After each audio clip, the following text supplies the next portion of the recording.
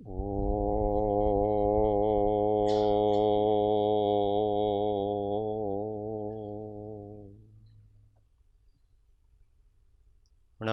અરિહંતાણમ, નમો સિદ્ધાણમ, નમો આયર્યાણમ, નમો ઉવજ્જાયાણમ, નમો લોયે સવ્વસાહુણમ. એસો પંચણમોક્કારો સવ્વપાવપણાસણો મંગલાણં ચ સવ્વેસિં પડમં હવૈ મંગલમ. ઓમ નમો અરિહંતાણમ. મહાદેવ્યા કુક્ષિરત્નમ શબ્દજીતર્વાત્મજં રાજચંદ્રમહં વંદે તત્વલોચનદાયકમ. જે સ્વરૂપ સમજ્યા વિના પામ્યો દુઃખ અનંત, સમજાવ્યું તે પદનમો શ્રી સદ્ગુરુ ભગવન. પરાત્પર ગુરુવે નમઃ. પરંપરાચાર્ય ગુરુવે નમઃ. પરમ ગુરુવે નમઃ. સાક્ષાત પ્રત્યક્ષ સદ્ગુરુવે નમો નમઃ.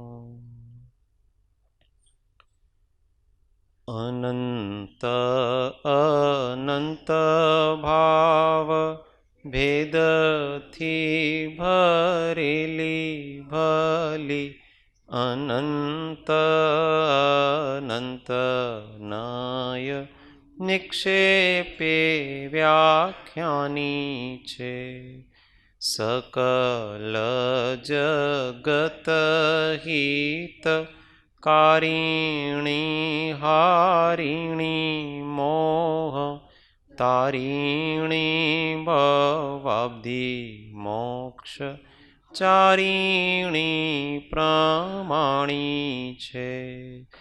ઉપમા આપ્યાની જેને તમારા ખવી તે વ્યર્થ આપવાથી નિજ મતિ માપાઈ મેં માની છે.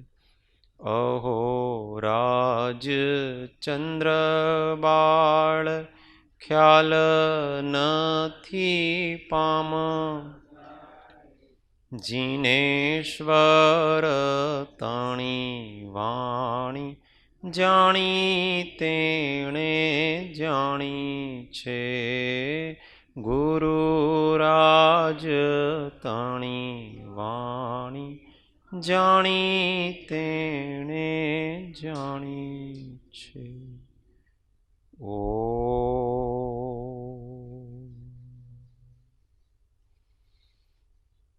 જય સદ્ગુરુ. જય.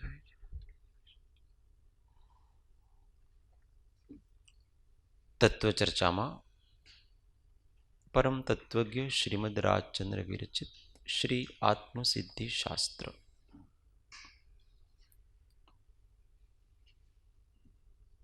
ગાથા 45. હવે એક એક સ્થાનકનું વિશેષ વિવેચન કરે છે. પહેલું સ્થાનક છે આત્મા છે. તો જે આત્મા નથી એમ માને છે એવા શિષ્ય શંકા કરે છે.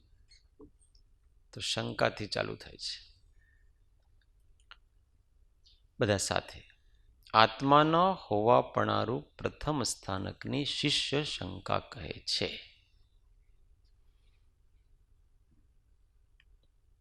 નથી દ્રષ્ટિમાં આવતો નથી જણાતું રૂપ, બીજો પણ અનુભવ નહીં તેથી ન જીવ સ્વરૂપ.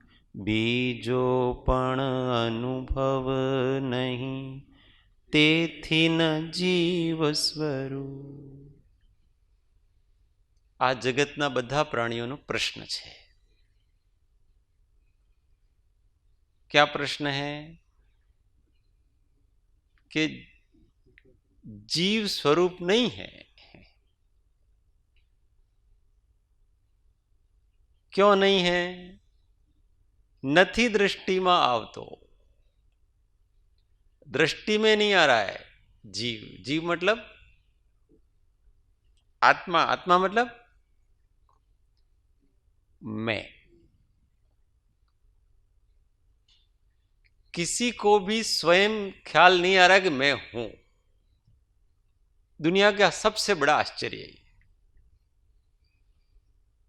जो नास्तिक होते हैं वो दुनिया के सबसे बड़े आश्चर्यकारी व्यक्ति होते हैं, क्योंकि वो अपने ही अस्तित्व को नहीं मानते। तो क्यों नहीं मानते हैं? कि નથી दृष्टिમાં આવતો।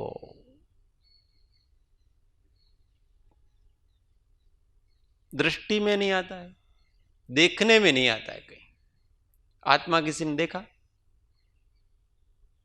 मैं देखना चाहूं तो दिखता है? नहीं दिखता है। जो दिखता नहीं है उसको हम कैसे माने कि है?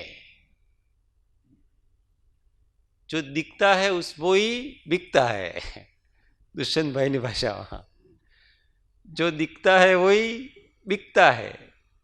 आत्मा दिखता नहीं, इसलिए आत्मा बिकता नहीं। संसार में किसी को भी आत्मा नहीं चाहिए। क्यों नहीं चाहिए? क्योंकि वो दिखता नहीं।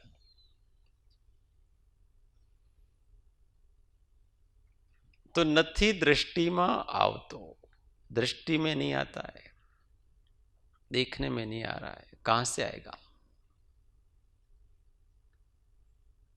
दूसरी समस्या है નથી जनातु रूप। उसका कोई आकार प्रकार भी कुछ हमको दिखता नहीं। आत्मा का कैसा आकार? मेरा आकार क्या?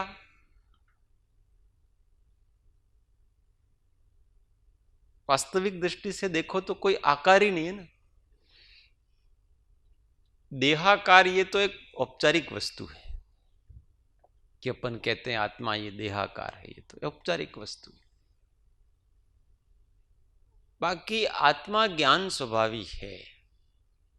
वो जिस समय जिस अर्थ का चिंतन करता है वो उस आकार रूप होता है।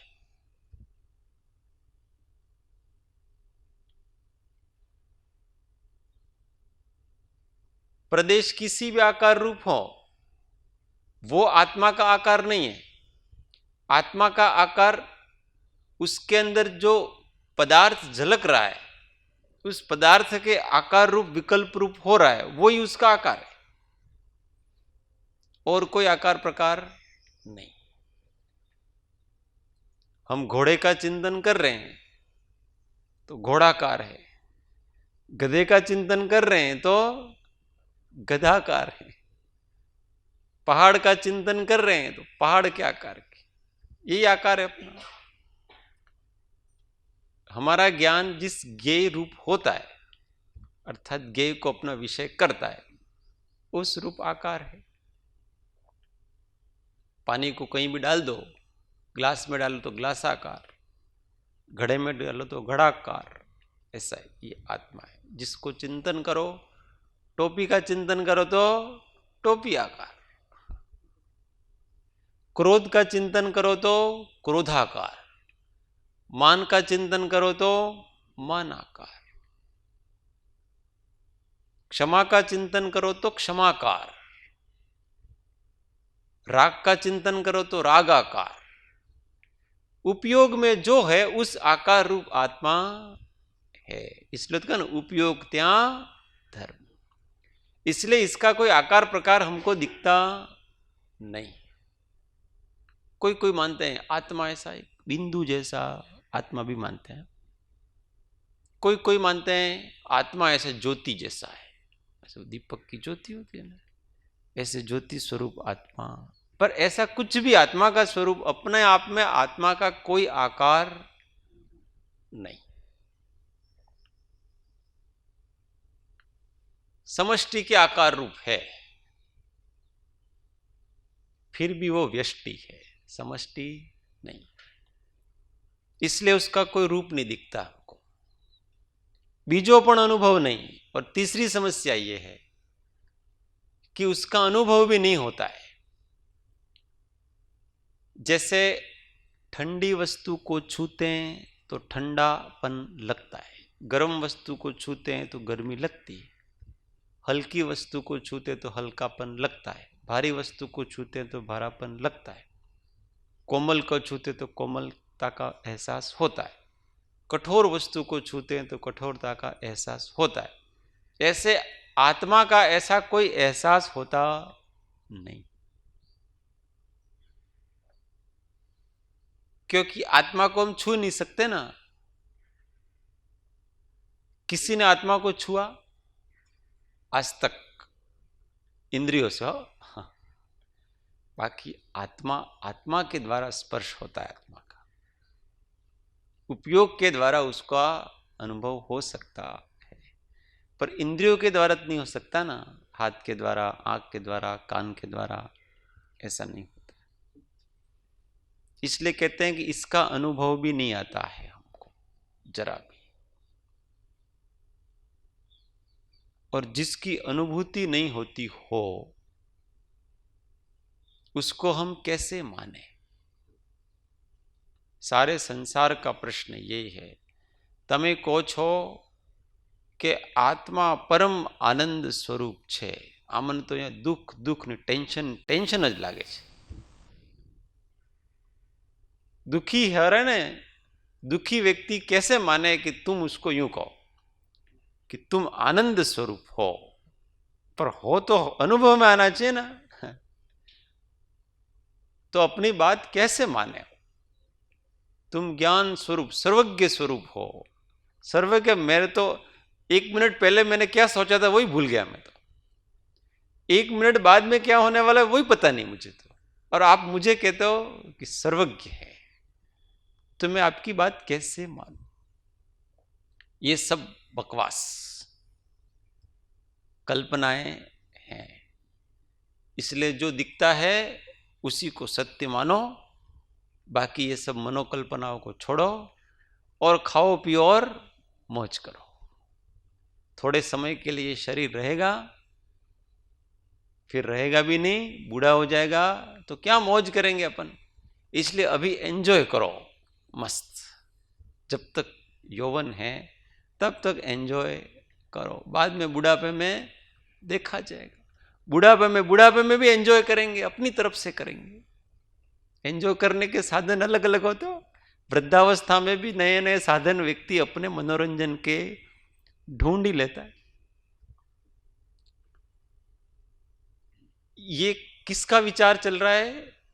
ये चार्वाक जो नहीं मानता है उस शिष्य का विचार चल रहा है। जो आत्मा की जिसको श्रद्धा नहीं है वो इस प्रकार से विचार करता है, अथवा दूसरे प्रकार से भी करता है। दूसरा विचार, गाथा नंबर 46 सौ साथ। अथवा देहज आत्मा अथवा इंद्रिय प्राण, मिथ्या जुदो मानवो नहीं जुदो एंधान, मिथ्या जुदो मानवो नहीं जुदो एंधान। फिर और विचार कर रहा है। अथवा देहज आत्मा, ये शरीर है वो ही आत्मा है, क्योंकि वो दिखता है। मैं शरीर रूप में तो दिख रहा हूं, चैतन्य रूप में तो दिखता नहीं हूं, और शरीर रूप में मैं दिख रहा हूं, इसलिए ये ही मैं हूं, ऐसा वो मानता है। अथवा इंद्रिय प्राण, अथवा इंद्रियां दिखती हैं, आंख कान नाक वगैरह, इंद्रियों की शक्ति भी दिखती है। स्पर्श की शक्ति दिखती है, घ्राण की शक्ति दिखती है। तो जो सूंघता है, जो देखता है, जो सुनता है, जो स्पर्श करता है, वो आत्मा है। तो कौन स्पर्श कर रहा है? स्पर्श इंद्रिय स्पर्श का ज्ञान कर रही है, तो स्पर्श इंद्रिय है वो ही आत्मा है। रसना इंद्रिय रस का ज्ञान कर रही है, तो वो रसना इंद्रिय है, वही आत्मा है। और घ्राणेन्द्रिय है, वो गंध का ज्ञान कर रही है, इसलिए वो ही आत्मा है, अर्थात वो ही मैं हूं। आंख है, वो देखती है, वर्ण का ज्ञान वही करती है, इसलिए वही आत्मा है। और कान सुनते हैं, इसलिए वो ही आत्मा है। क्योंकि जो जिसका काम कर रहा है उसको वही तो मानेंगे, दूसरा कैसे मानेंगे? क्योंकि स्पर्श अन्य प्रकार से तो देखा नहीं गया है। किसी को छुए बगैर मुझे ठंडा और गर्म का पता चलता ही नहीं। चलता है किसी को? ये ठंडा है कि गर्म है ऐसे पता कैसे चलेगा? हम उसको छुएंगे। अगर आत्मा को पता चलता तो बिना छुए पता चल जाना चाहिए ना, पर बिना छुए तो अनुभव आता नहीं है। दूर पड़ा हुआ है वो फ्रिज में ठंडा है ना, तो फ्रिज तो बहुत दूर है और वहां अंदर ठंडक है कि नहीं, हमको यहां पता पड़ना चाहिए ना, बहुत ठंडक है वहां तो इतने डिग्री की, पर वो अनुभव होता है। अनुभव कब होगा? जब हम वहां जाएंगे ना, अंदर हाथ डालेंगे तो, और फ्रिज में तो बहुत ठंडा रहता है। छुआ। इसी तरह भोजन आदि रस आदि वो अपने जीभ के ऊपर आता है, तब पता पड़ता है अपने को, यार ये खट्टा है कि मीठा है। दूर से थोड़ी पता पड़ेगा अपने। दूर से कोई बता देगा कृपाणुदेव के तरह તમારા માં મરચા વધારે નાખ્યા છે અને ખાંડ વગર નાખી છે? ऐसा नहीं बता सकता है। जो चार्वाक है उसको इतना ज्ञान है ही नहीं, और दृष्टि के उस पार है, वो दिखता भी नहीं है। अभी चंपक भाई के, मतलब वो जिसमें रहते हैं, उनकी कुटीर में, उनके बाथरूम में, वो जो बाथरूम का जो पानी निकलने की जगह होती है ना, वहां पर ये इतना कीड़ा घूम रहा है। तमन देखा है? उनको नहीं दिखता। क्या किया जाए? वो वहां जाकर के देखेंगे तो ही देखेगा, क्योंकि दृष्टि वहां पहुंच नहीं रही।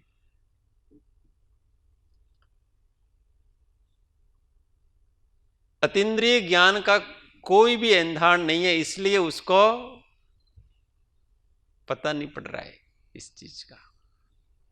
तो जिससे दिख रहा है उसी को वो आत्मा मानता है कि मेरे को स्पर्श इंद्रिय से स्पर्श का ज्ञान होता है, इसलिए वही आत्मा है। कान से मैं सुनता हूं, इसलिए कान ही मेरे ज्ञान है। कान से ज्ञान होता है ऐसा लगता उसको।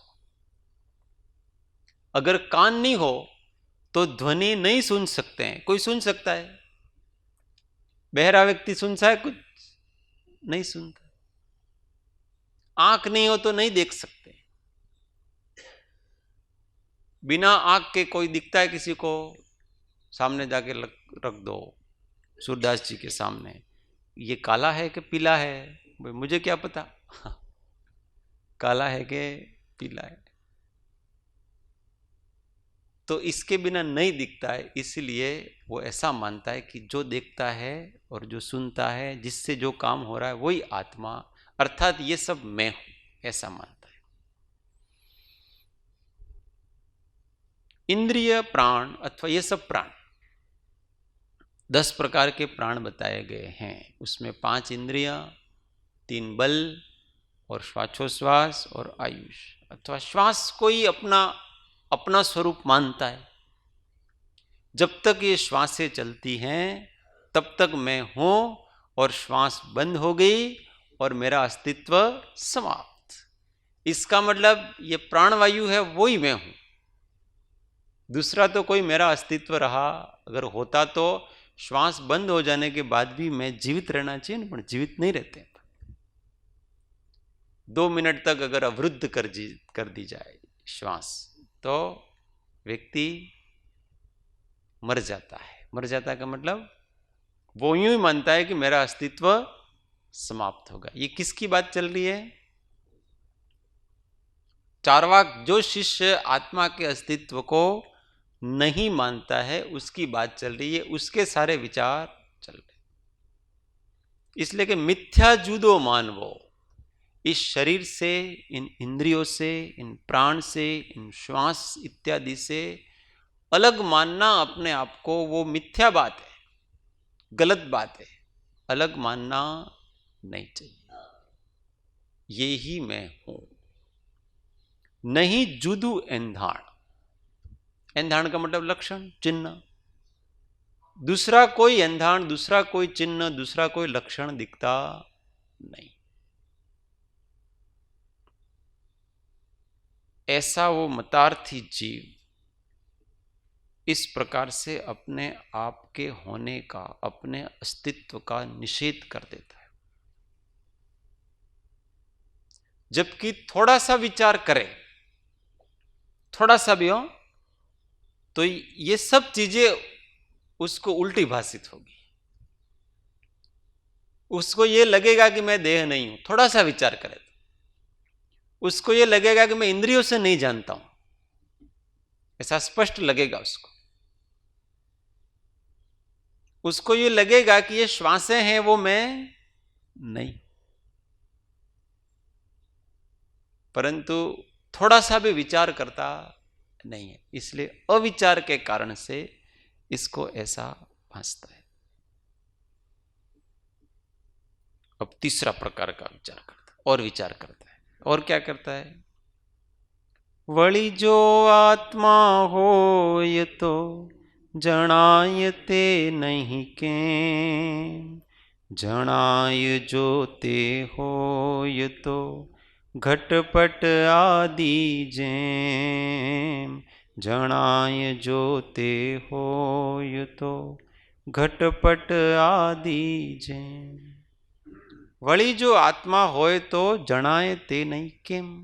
अगर आत्मा हो तो वो क्यों ज्ञान में नहीं आता है, क्यों नहीं दिखता है? दिखना चाहिए ना। क्योंकि जणाए जोते हो तो घटपट आदि जेम, जैसे ये घटपट आदि हैं, घट का मतलब घड़ा, पट का मतलब वस्त्र इत्यादि, ये संसार में जो भी वस्तुएं दिख रही हैं वो हैं इसीलिए हमको दिखती हैं, ज्ञान में आ रही हैं। ऐसे अगर आत्मा भी सत पदार्थ हो तो हमारे ज्ञान में आना चाहिए, हमको घटपट की तरह दिखना चाहिए। ये जैसे अन्य वस्तुएं दिखती हैं वैसे हमको दिखना चाहिए,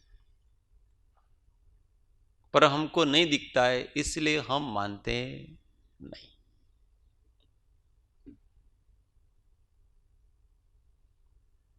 बहुत घोर अज्ञान रूपी अंधकार। इसलिए क्या कहते हैं? माटे छे नहीं आत्मा मिथ्या मोक्ष उपाय, ए अंतर शंका तणो समझावो सदुपाय, ए अंतर शंका तणो समझावो सदुपाय। माटे छे नहीं आत्मा, इसलिए हमने ये सब तर्क युक्तियां लगाई। सब इन सब युक्तियों से हमको ऐसा लगा कि आत्मा नाम की कोई वस्तु नहीं है। इस निश्चय पर हम आ गए, ये निश्चय हमारा। इसलिए आत्मा नहीं है तो मिथ्या मोक्ष उपाय। जब आत्मा है ही नहीं तो मुक्ति किसकी करनी? ये शरीर खत्म हो जाएगा और अपने आप वो तो छूट जाएगा। चेतन भूतज होय तो मुक्ति अयत्नज होय, नहीं तो मुक्ति योग थी योगी ने दुख नोय। अगर ये चेतन भूतज है, भूत अर्थात पंच महाभूतों से उत्पन्न हुआ है, शरीर आदि है, तो मुक्ति अयत्नज होय, बिना यत्न के ही मुक्ति हो जाएगी। कैसे हो जाएगी? ये छूट हो जाएंगे तो पृथ्वी का तत्व पृथ्वी में मिल जाएगा, जल का तत्व जल में मिल जाएगा, अग्नि का तत्व अग्नि में मिल जाएगा, वायु का तत्व वायु में मिल जाएगा। सब तत्व अपने अपने हिसाब से अपने अपने तत्वों में मिल जाएंगे। फिर क्या रहा? कुछ भी नहीं रहा ना। जो जिसके पास था वहां पर चला गया, बस हो गया काम पूरा, तो फिर मोक्ष हो गया। ऐसा दर्शन में आता है। बौद्धों में एक सह अस्तित्व संवर्धन नाम का एक सिद्धांत चलता है कि ये सब सह अस्तित्व से चल रहा है, साथ साथ है इसलिए चल रहा है वो। और जब विघटन हो जाता है, संगठन से चल रहा है और विघटन से वो सब बिखर जाते हैं, अपने अपने स्वरूप में मिल जाते हैं, तो इसकी मुक्ति हो जाती है, कुछ रहता नहीं। और सही बात तो यही लगती है, अगर हम बाहर की दृष्टि से देखें, अगर हम थोड़ी देर के लिए श्रद्धा, अपने को क्या है, अगर वास्तव में ज्ञान प्राप्त करना है तो सबसे पहले अज्ञानी बनना पड़ेगा। अज्ञान के जितने प्रकार हैं उन सब प्रकारों को अपने अंदर स्फुरित करना पड़ेगा, तभी जाकर के वो जो समझाएंगे वो समझ में आएगा। नहीं तो पहले से ही आधे आधे ज्ञानी बने हुए हैं, अर्धदग्धपणो। એમાં તમે શું બતાવો છો, આ તો બધું મને આવડે છે, उसको अर्धदग्धता कहते हैं। अर्धदग्ध का मतलब अर्धो दाझेलो। ये दोषों में, मुमुक्षु जीवों में ज्यादातर जो आगे नहीं बढ़ पाते हैं ना, उनमें ये दोष होता है। और ये बहुत करके बहुत अंश में ये दोष मिलता है, अर्धदग्धपण। श्रीमद जी ने लिखा है इसके ऊपर तो कि आ तो બધું મને આવડે છે। તો હવે જો મને તો બધું જ્ઞાન છે, આ आत्मा શું છે वगैरह, तो अब क्या समझाएंगे ये आत्मसिद्धि में? आप हमको क्या बताओगे इसमें? हमको तो सब पता है। તમે એમ જ કહેવા છો ને, આ શરીર નથી, આત્મા છું, ચૈતન્ય સ્વભાવી આત્મા છું, તો મને ખબર છે। क्योंकि जीव को सबसे पहले उसके अज्ञान का ही निश्चय नहीं हुआ है। जब जीव को पहले अपने अज्ञान का निश्चय होगा तब उसका प्रयाण ज्ञान की तरफ होगा। पर अभी तो इसको इसी में शंका है कि मैं ज्ञानी हूं कि अज्ञानी हूं। થોડો થોડો જ્ઞાન પણ મારા અંદર છે, થોડું થોડું અજ્ઞાન પણ મારા અંદર છે, બંને છે। संशयों में डोल रहा हो, હું જ્ઞાની છું કે અજ્ઞાની છું? બિલકુલ મને આવડતું નથી એવું તો છે નહીં, એટલે થોડો ઘણો તો આવડે જ છે, એટલે હું સર્વથા અજ્ઞાની નથી। અને મને જેમ આત્માનો પેલો અનુભવ કહે છે એવો અનુભવ થતો નથી, એટલે એ અપેક્ષા મને અજ્ઞાની પણ છું। એટલે હું જ્ઞાની છું કે અજ્ઞાની છું? પણ જ્ઞાની વધારે કે અજ્ઞાની વધારે? વધારે કઈ છે મારા અંદર? જ્ઞાનીપણાના અંશો છે કે અજ્ઞાનીપણાના? કંઈ ખબર પડતી નથી। એટલે આપણે તો જેમ જીવીએ તેમ જીવો, આ બધા કડાકૂટમાં પડવું જ નહીં। ये इसके लक्षण। जिसको अपनी वर्तमान दशा का निश्चय नहीं है वो व्यक्ति कभी भी आगे की दशा में प्रवेश करने के योग्य नहीं। इसलिए सबसे पहले अपनी वर्तमान दशा क्या है उसको बराबर निश्चय में लेना कि अभी मैं इस जगह खड़ा हूं। कहीं अपन शहर में गए, मुंबई जैसे शहर में,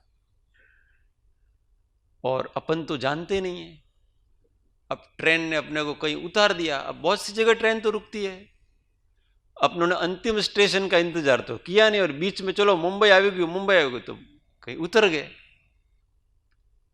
अब वो फोन किया सामने वालों को, भाई तमे मने लेवा आवाना था, कहीं दिखाता नहीं। तो वो कहता है कि भाई आप खड़े कहाँ हो? तो कहते मैं तो रेलवे स्टेशन पर खड़ा हूं। पर नहीं, सही में अब यहां तो बहुत सारे स्टेशन हैं, अब कौन से स्टेशन पे खड़े हो? अब वो जिस स्टेशन को समझ रहा था उस स्टेशन पे वो जाके खड़ा है और ये गलत उतर गया। अब इसको यही नहीं पता है कि मैं जिस स्टेशन पे खड़ा हूं वो कौन सा है। अब वो મને ખબર નથી પણ સ્ટેશન છે, કોઈને કોઈ સ્ટેશન છે પણ મને ખબર નથી कि કયું स्टेशन છે। फिर कहते हैं कि भाई तुमको पता नहीं तो किसी को पूछो कि तुम कौन से स्टेशन पे खड़े हो, दादर में खड़े हो कि बोरीवली खड़े हो के अंधेरी खड़े हो के।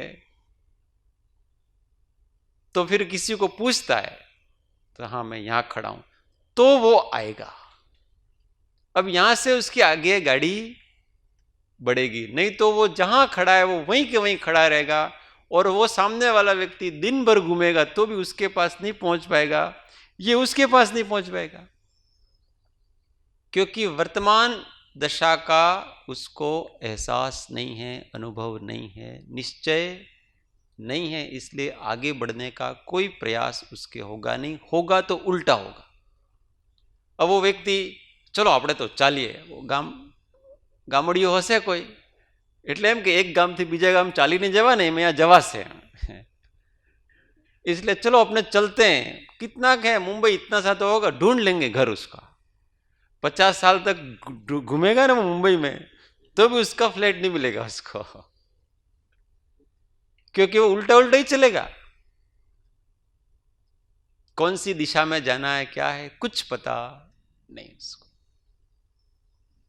इसलिए सबसे पहले अपने अज्ञान का निश्चय होना चाहिए, इसलिए सबसे पहले ये शिष्य बनना पड़ेगा। और ऐसी ऐसी जिज्ञासाएं, ऐसी ऐसी शंकाएं अपने आप करनी पड़ेगी। सीधे श्रद्धा कभी नहीं कर लेना। आमे तो आज्ञा प्रधानी छीए એટલે તમે કોઈ સાચું, અમારે વધારે વિચાર નથી કરવો, તમે કોઈ સાચું। अब वो जब ऐसा मान लेगा व्यक्ति तो फिर उसका दिमाग नहीं चलाएगा, उसका पुरुषार्थ भी कुछ नहीं चलाएगा वो तो।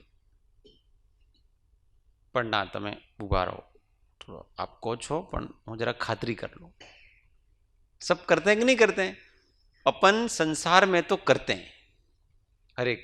अपने को कोई दुकानदार किसी ने पैसा दिया, भैया आ लो 10,000 रुपया, 10,000 છે, बराबर છે तो ना बराबर છે પણ एक बार गणी लीए, गिनते कि नहीं गिनते अपन। તમે કહો છો એના ઉપર મને વિશ્વાસ છે, પણ કદાચ તમારથી ભૂલ થઈ જાય, અથવા કંઈ ગલતીથી એકાદ નોટ વધારે આવી, અથવા આજકાલ તો 2,000ની ચાલે, 10,000 5 નોટમાં થઈ જાય, એમાં એક कम पड़ी गई तो मारो तो બધું ગયું। इसलिए जरा मैं थोड़ा गिन लेता हूं। ऐसा प्रयोग हम करते कि नहीं करते हैं? ऐसे हमको ये गुरु बताते हैं, शास्त्र बताते हैं, भगवान बताते हैं, तो नहीं मैं पहले थोड़ा इसके ऊपर मैं विचार करके देखता हूं। તમારી વાત મને લાગશે બરાબર તો હું બરાબર સ્વીકાર। હું તમને એમ નથી કહેતો કે તમારી વાત ખોટી છે, પણ મારે ખાતરી એક વાર તો પૈસા ગણવા જ પડે। ये है प्रयोग धर्मी शिष्य। इसलिए सबसे पहले आप उनको यूं कहें कि आत्मा है तो वो सब शंकाएं उठाएगा। ये जितनी शंकाएं उठाए ना, और भी बहुत सारी शंकाएं वो उठाएगा। आप कैसे कह सकते हो कि आत्मा है? हमको न तो ये आत्मा दिखता है, न ये आत्मा अनुभव में आता है, हमको तो शरीर ही अनुभव में आता है, आज तक किसी ने देखा भी नहीं, मरने के बाद क्या होता है वो आज तक पता ही नहीं पड़ा, कुछ भी पता हमको तो यहाँ है ही नहीं, दिखाओ प्रत्यक्ष। ऐसा अंदर से शिष्य बनना पड़ेगा। ज्ञान प्राप्ति तभी होती है जब शिष्य जितना जिज्ञासु होता है, और शिष्य जितना भी ज्यादा प्रश्न करता है उतना उतना वो ज्ञान प्राप्त करता है। और जो शिष्य प्रश्न नहीं करता है, जिज्ञासा नहीं करता है, वो अज्ञानी की अज्ञानी रहता है, क्योंकि जानने की तमन्नाई हमारे तो वो निरुद्यमी है। તમે કહો છો એ સાચું છે ને, એમાં શું અમારે વધારે કંઈ કરવું નથી, દિમાગ શા માટે ખપાવો? તમે આટલી બધી મહેનત કરી છે, આટલું બધું આત્માનો અનુભવ કર્યો છે, તો કંઈ જૂઠું થોડો બોલતા હશો, સાચું જ કહેતા હશો ને। અમે તો તમારા અનુસાર શ્રદ્ધા કરી લઈશું તો અમારા બેડા પાર, ये विनय मिथ्यात्व। विनय मिथ्यात्व का यही स्वरूप बताया। केवल विनय से, आज्ञा से, श्रद्धा से हमारा मोक्ष हो जाएगा, भक्ति करने से। हमको और कुछ करना नहीं है, कोई जिज्ञासा, कोई विचार, कुछ नहीं करना है हमको। तमेव सच्चम। अब ये बात भी सही है, तमेव गलत तो है नहीं, ऐसा करना ही पड़ेगा अपने को। परंतु इसका मतलब ये थोड़ी का कि तुम तुम्हारी बुद्धि को नष्ट कर दो, नहीं तो अंधश्रद्धा होगी। बहुत से ऐसे कहते हैं, बहुत से संप्रदाय में वगैरह ચોપડીમાં લખ્યું છે તમારે વધારે વિચારવાન ને જેમ લખ્યું છે માનો, नहीं तो रोरव नरक में जसो, ऐसे डर दिखाते हैं इसको। तुम इस शास्त्र के विरुद्ध कुछ भी तर्क वितर्क करोगे, प्रश्न उठाओगे तो महान नरक में पड़ोगे। तुम क्या चीज हो? जो ये बड़े बड़े लोग हो गए हैं, उनकी बात पे शंका उठाने वाले तुम कौन होते हो? तुम्हारे अंदर कौन सी ऐसी बुद्धि है? तो भाई हम शंका नहीं उठा रहे हैं, पर हम समझने का प्रयत्न कर रहे हैं। आप थोड़े हमको इसको समझाओ। और हम शंका नहीं करेंगे, जिज्ञासा नहीं करेंगे तो आप समझाओगे भी नहीं। इसलिए शिष्य को पहले शंका कराई। यहां पर वो खुद ही, अभी जितने भी शास्त्र लिखे ना, ज्यादातर शास्त्र इसी प्रकार से लिखे गए। वो शंका उठाते हैं, फिर उसका समाधान करते हैं, फिर शंका उठाते हैं, फिर समाधान करते हैं, फिर शंका उठाते हैं। और जिनेन्द्र देव की वाणी भी, इसकी शुरुआत भी ऐसे ही होती है। गणधर के प्रश्न पर गणधर इच्छा करता है तत्व क्या है,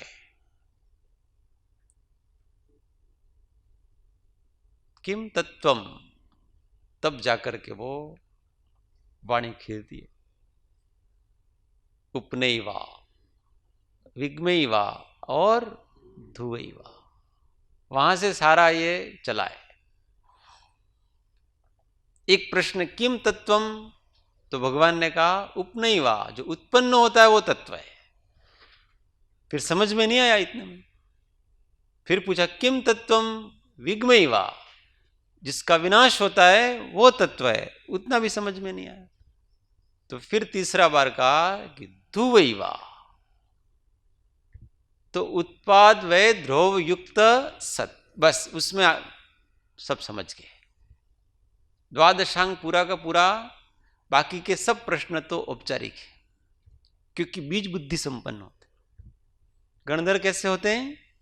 बीज बुद्धि संपन्न होते हैं। एक बीज पद तो बाकी सारा समझ में आ जाता। ऐसे ये शंका का समाधान इस प्रकार से शंका करता है शिष्य। अपने पहले शंकाएं उठानी। कैसे शंका उठानी? कि ये संसार क्या है, शरीर क्या है, लोग आत्मा परमात्मा कहते हैं, वो क्या है, उनका अस्तित्व है कि नहीं, इनका क्या संबंध है आपस में, ये जन्म क्या है, मृत्यु क्या है, मोक्ष क्या है, बंधन क्या है, सुख क्या है, दुख क्या है, मैं बंधन में हूं कि मुक्ति में हूं, मैं बंधन में हूं तो बंधन किस कारण से है, मैं इस बंधन से मुक्त हो सकता हूं कि नहीं हो सकता, क्या इसके पूर्व भी कोई पुरुष, कोई व्यक्ति मुक्त हुआ है कि नहीं हुआ है, क्या कोई परिपूर्ण हो सकता है कि नहीं हो सकता है, परिपूर्ण होने का क्या मार्ग है, ऐसा विचार। ऐसी अंदर से, ये अंदर से आता है सब चीजें। तत्वार सूत्र की शुरुआत ही प्रश्न से हुई। प्रश्न से ही उनका मोक्ष क्या है, वो प्रश्न का कल्याण किसमें है, तो कि मोक्ष में कल्याण है। मोक्ष का क्या स्वरूप है, तो उसके लिए वो पहला सूत्र कहते हैं सम्यक दर्शन ज्ञान चारित्राणी मोक्ष मार्ग। ऐसे अपने परीक्षा प्रधानी, विचार प्रधान हम होने चाहिए। भले हमको कोई वस्तु का ज्ञान है फिर भी उसमें शंका उठाओ तो उसका और स्वरूप स्पष्ट होगा उसमें। ये पद्म पुराण चालू हुआ, उसमें चालू ऐसे हुआ कि भगवान महावीर आए और राजा सैनिक समूह शरण में उनका देशना सुनने के लिए गए, तो उन्होंने तत्वों का वर्णन किया। फिर उनके दिमाग में आया ऐसा कि ये राम ने, रावण ने, इनका क्या सत्य है। ये ऐसा लोक में ऐसा प्रचलन है कि वो विभीषण है ना, 6-6 महीने तक सोता रहता था। अरे कुंभकर्ण 6-6 महीने तक सोता रहता था और फिर वो जागता तो सब हाथी घोड़े सबको खा जाता है, जो सामने मिला वो सबको खा जाता था। ये व्यक्ति ऐसे कैसे हो सकता है, एक व्यक्ति कैसे खा जाता है, ऐसी भूख कैसे लगती होगी। और कहते हैं कि वो तो कोई अच्छे ब्राह्मण परिवार से थे, ऐसा मांसाहारी कैसे हो। और ऐसा राम जैसा धर्मात्मा अपनी पत्नी की इच्छा पूर्ति करने के लिए किसी निरीह पशु को कैसे मार सकता है। ये बात हमारी समझ में आती, जो एक चींटी को नहीं मारता है, उन्होंने ऐसा पाप का कार्य कैसे कर लिया होगा। ऐसे अलग अलग प्रकार के प्रश्न आते हैं उसके दिमाग में कि ये बंदर बंदर कहते हैं लोग, ये हनुमान ने, सुग्रीव ने, इनको ये बंदर बता, ये बंदर कैसे हो सकते हैं, तो बड़े बड़े महात्मा हैं। ऐसे उसके दिमाग में प्रश्न आते हैं। तो कहते हैं कि यद्यपि मुझे इसका ज्ञान है कि वास्तविकता ऐसी जो जगत में प्रचलित है ऐसी वास्तविकता नहीं है, काल दोष से इस प्रकार के शास्त्र आदि चल पड़े हैं, लोग उसी को मानते हैं। और उन शास्त्रों में फिर इस प्रकार से आता है कि इसकी शंका करोगे तो नरक में जाओगे, इसलिए कोई शंका करना भी नहीं चाहता है, कोई उसके ऊपर विचार करना भी नहीं चाहता है। तो अब महावीर सर्वज्ञ हैं, वो तो सब जानते हैं, उनसे मैं कल जाकर के पूछूंगा। फिर उसमें एक श्लोक पढ़ते हो, उनका जो लड़का होता है ना वही श्लोक पढ़ता है। उस श्लोक का भावार्थ ऐसा होता है कि किसी वस्तु के विषय में हमको ज्ञान हो तो भी उस संबंधी विशेष ज्ञानी को पूछना चाहिए, जिससे कि उस वस्तु का निर्णय दृढ़ होता है और उस संबंधी विशेष ज्ञान प्रकट होता है।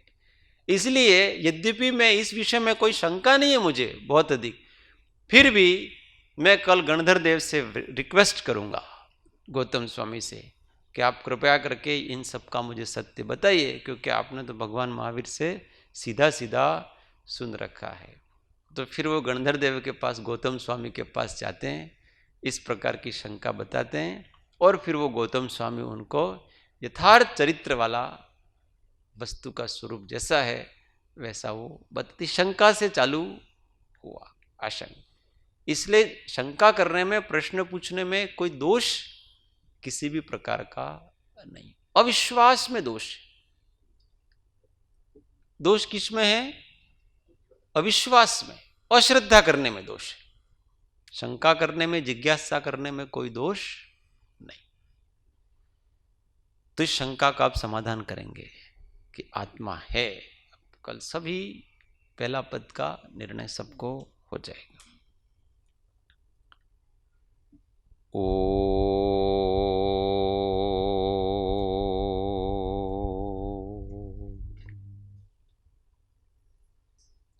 सुखधाम अनंत सुसंत चहि, दिन रात्र रहे तध्यानमय, पर शांति अनंत सुधामय जे, प्रणमो पद तेवर तेजय।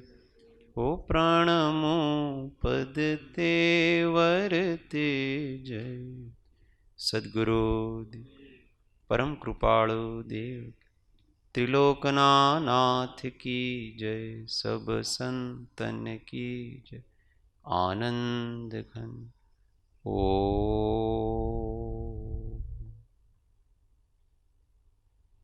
સૂત્ર સૌ સાથે. હું આત્મા છું, આપનો સેવક છું, સૌનો મિત્ર છું. હું આત્મા છું, આપનો સેવક છું, સૌનો મિત્ર છું. હું આત્મા છું, આપનો સેવક છું, સૌનો મિત્ર છું. ઓ શાંતિ શાંતિ શાંતિ.